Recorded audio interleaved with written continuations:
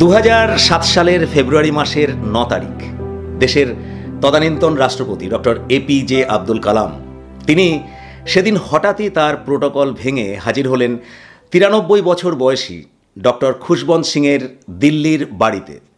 উদ্দেশ্য ছিল জন্মদিন উপলক্ষে খুশবন্ত সিংকে শুভেচ্ছা জানানো। তা কালাম স্যারের সেই সিদ্ধান্তে অনেকে অখুশি হয়েছিলেন, কেননা খুশবন্ত সিং ছিলেন একজন বিতর্কিত ব্যক্তিত্ব।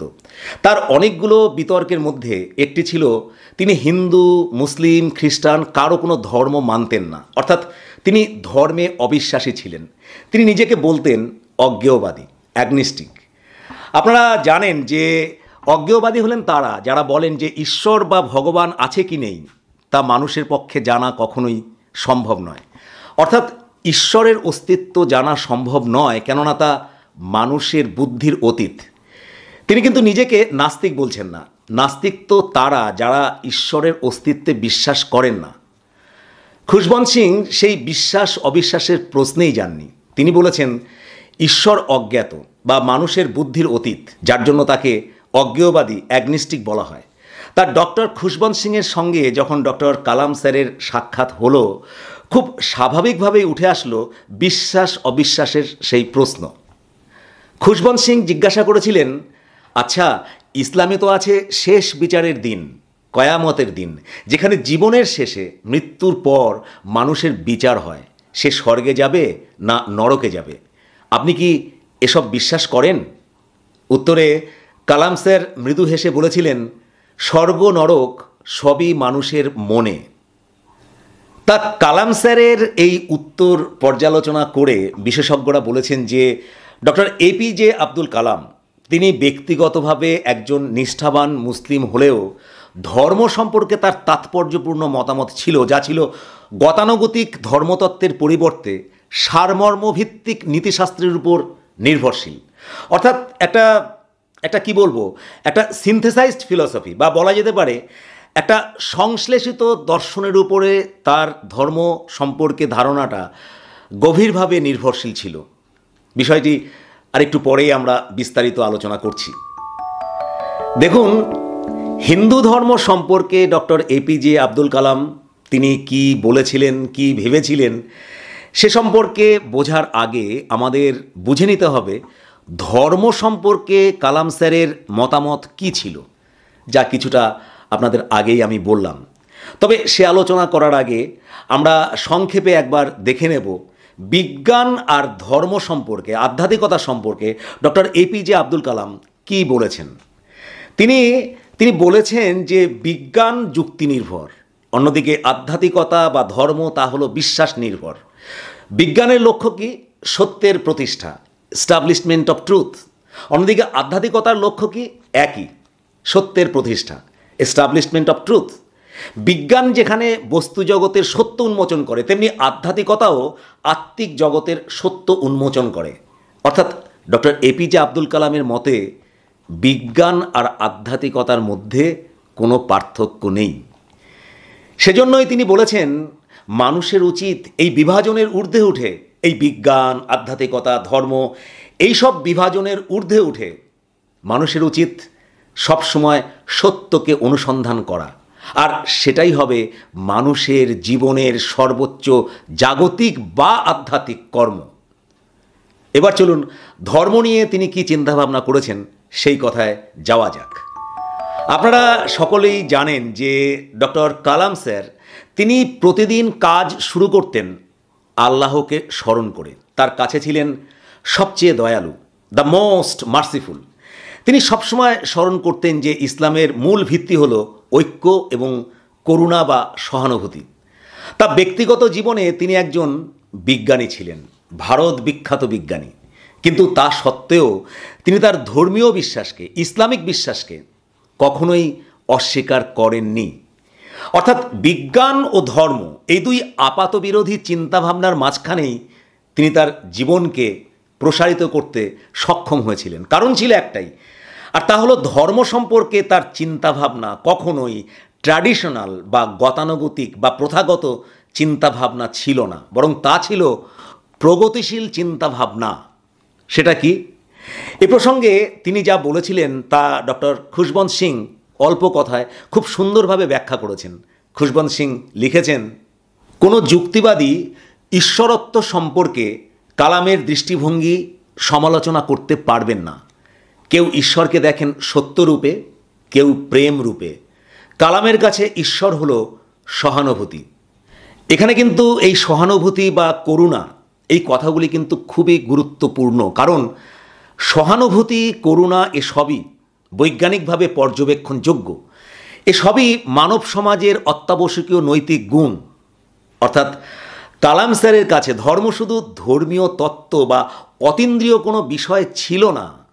আসলে তার কাছে ধর্ম ছিল মানব কল্যাণের জন্য, মানব সমাজে নৈতিকতা প্রতিষ্ঠার জন্য একটা ব্যবহারিক কাঠামো, এ ভেরি প্র্যাকটিক্যাল স্ট্রাকচার, যা আসলে কনস্ট্যান্ট, ধ্রুবক। তা ধর্ম যেখানে কালাম স্যারের কাছে মানব কল্যাণের জন্য তৈরি হওয়া একটা কনস্ট্যান্ট কাঠামো, সেখানে ইসলাম ধর্ম বলুন বা হিন্দু ধর্ম বলুন বা অন্য যে কোনো ধর্ম বলুন, যাই বলুন, সব ক্ষেত্রেই তার দৃষ্টিভঙ্গি ছিল একই। অর্থাৎ তার কাছে ধর্ম মানেই মানব কল্যাণের জন্য একটা তৈরি হওয়া কাঠামো। সেজন্যই খুশবন্ত সিং পরিষ্কার বলেছেন, no rationalist can dispute Kalam's vision of divinity. তিনি হিন্দু ধর্মকে কখনো হিন্দু ধর্ম বলেননি। হিন্দু ধর্মের বদলে তিনি একটিমাত্র শব্দ ব্যবহার করেছেন, বলেছেন শুধু ধর্ম। কখনো কখনো বলেছেন বিশ্ব কল্যাণের কসমিক ল বা মহাজাগতিক আইন। এই হিন্দু ধর্মকে আনুষ্ঠানিকভাবে পূজা অর্চনার দৃষ্টিকোণ থেকে না দেখে তিনি তার মূল দার্শনিক ভিত্তিগুলিকে গ্রহণ করেছিলেন। তার মতে হিন্দু ধর্ম হল সর্বজনীন নৈতিক আদর্শ প্রতিষ্ঠার জন্য এবং সামাজিক আচরণকে কল্যাণকামী করে তোলার জন্য প্রয়োজনীয় একটি ব্যবহারিক কাঠামো, যার নাম তিনি দিয়েছিলেন ইউনিভার্সাল মরাল অর্ডার, সর্বজনীন নৈতিক আদেশ। তার মতে হিন্দু ধর্মের মধ্যে নিহিত আছে ভারতের সেই শাশ্বত দার্শনিক শক্তি, যা বৈচিত্র্যের মধ্যেও ঐক্য স্থাপন করতে সক্ষম। তিনি আরও বলেছেন, যেহেতু এটি ইউনিভার্সাল বা কসমিক বা মহাজাগতিক, সেজন্য কারোরই এই ধর্মের বিষয়ে সংঘাতপূর্ণ হওয়া উচিত নয়। পাশাপাশি তিনি হিন্দু ধর্মের কর্মই ধর্ম বা কর্মের নিয়ম, ল অফ কর্মা, তাকে তিনি ভীষণভাবে সমর্থন করেছেন। তিনি বলেছেন, হিন্দু ধর্মের কর্মই ধর্ম, এই নিয়মটি মানুষের ব্যক্তিগত প্রচেষ্টাকে শক্তিশালী করে। তিনি একথাও বলেছেন যে যেহেতু মানুষকে তার কাজের ভালো মন্দ বেছে নেওয়ার ক্ষমতা দেওয়া হয়েছে এবং মানুষের সেই ভালো মন্দ কাজের উপরেই তার চূড়ান্ত ফলাফল নির্ভর করে, সুতরাং মানুষই তার সমস্ত কর্মফলের জন্য সম্পূর্ণরূপে দায়ী। সেজন্য তার মতে মানুষের উচিত ভালো বা মন্দ কাজকে সঠিকভাবে নির্বাচন করা। অর্থাৎ তার মনোযোগ কিন্তু কখনোই পরকালের ব্যক্তিগত মুক্তি, যা হিন্দু ধর্মে বলা হয়ে থাকে, তার দিকে ছিল না, ছিল মানুষের ইহকালের অস্তিত্বগত সংকটের দিকে। যেমন ইসলাম ধর্মে কয়ামতের দিনে বা শেষ বিচারের দিনে মানুষের স্বর্গবাস হবে না নরকবাস হবে, সেই প্রশ্নে পরকালের বিষয় নিয়ে তিনি ভাবেননি, বরং তিনি ভেবেছেন ইহকালের মানুষের অস্তিত্বগত সংকট নিয়ে। কারণ তিনি বলেছিলেন, স্বর্গ নরক সবই মানুষের মনে।